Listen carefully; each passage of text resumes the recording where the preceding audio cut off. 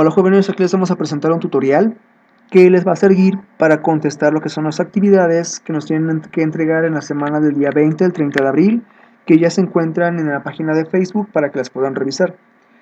Esas actividades corresponden a lo que son del bloque 3, transformación de los materiales. Estamos en el tema identificación de cambios químicos y el lenguaje de la química. Vamos en el subtema manifestaciones y representaciones de reacciones químicas, lo que es la ecuación química, y vamos a ver en esas actividades lo que son dos aprendizajes esperados. Uno es verifica la correcta expresión de ecuaciones químicas sencillas con base en la ley de conservación de la masa, y el segundo aprendizaje, que es el que vamos a ver más a fondo, que es balancea ecuaciones químicas sencillas con el método algebraico. Primero vamos a ver un concepto que hayamos ya analizado anteriormente sobre qué es una ecuación química. En pocas palabras, una ecuación química es una descripción simbólica de una reacción química. Esta descripción nos sirve para expresar de forma más sencilla todos los cambios o cualquier tipo de fenómeno que esté sucediendo durante una reacción. En esta descripción, aquí tenemos un ejemplo, vamos a encontrar lo que son los símbolos de los elementos químicos, que ustedes ya saben que son letras mayúsculas y en algunos casos es una mayúscula acompañado de una minúscula. También tenemos lo que son fórmulas químicas. Mientras que los símbolos representan elementos, las fórmulas representan compuestos químicos, que es la unión de uno, dos o más elementos químicos en diferentes proporciones, donde nos indican la cantidad de átomos de cada uno. También tenemos esos números pequeños aquí abajo, que se llaman subíndices. Los subíndices nos indican la cantidad de átomos de un elemento químico.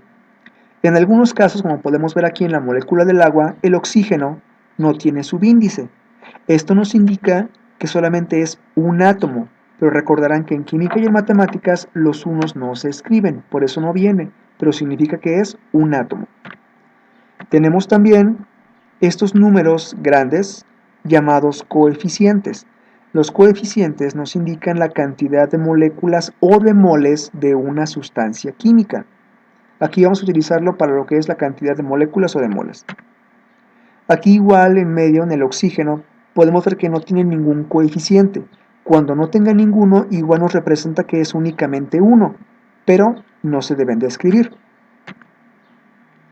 En esta ecuación química, la flecha nos indica el sentido de la reacción, es decir, nos indica qué sustancias se están convirtiendo en qué otras sustancias. Nos indica cuál es el principio y el fin de la reacción química. Tenemos reactivos, que son las sustancias iniciales, todo lo que se encuentre antes de la flecha. Y tenemos los productos, que son las sustancias finales, que es todo lo que se encuentra después de la flecha que indica el sentido de la reacción. Y así en este ejemplo, vemos que todo lo que se encuentra a la izquierda son los reactivos y lo que está a la derecha son los productos de nuestra reacción. En una ecuación química, debemos de comprobar un balance de masa, es decir, que la cantidad de átomos de cada elemento presente en los reactivos debe ser igual a la cantidad de átomos del mismo elemento que está presente también en los productos. Aquí tenemos la ecuación sencilla, el balance de masa se realiza más fácilmente si hacemos una tabla como esta, en la que ponemos de un lado cuáles son los reactivos y del otro cuáles son los productos. Vamos a empezar con los reactivos, que es el lado izquierdo.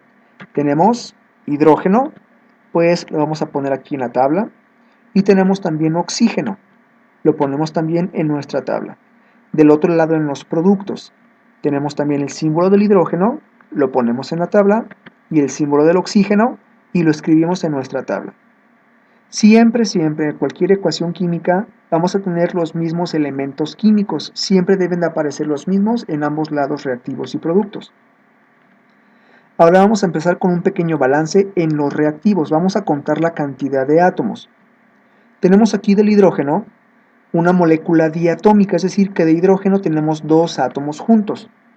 Sin embargo, aquí el coeficiente, que es el número grande, nos indica que son dos moléculas iguales. Entonces, si contamos el total de hidrógenos, serían 1, 2, 3, 4 átomos de hidrógeno. Lo vamos a registrar aquí en nuestra tabla. De oxígeno, tenemos que es una molécula diatómica, dos átomos. Y como vimos hace rato, si no tiene coeficiente nos indica que solamente es 1.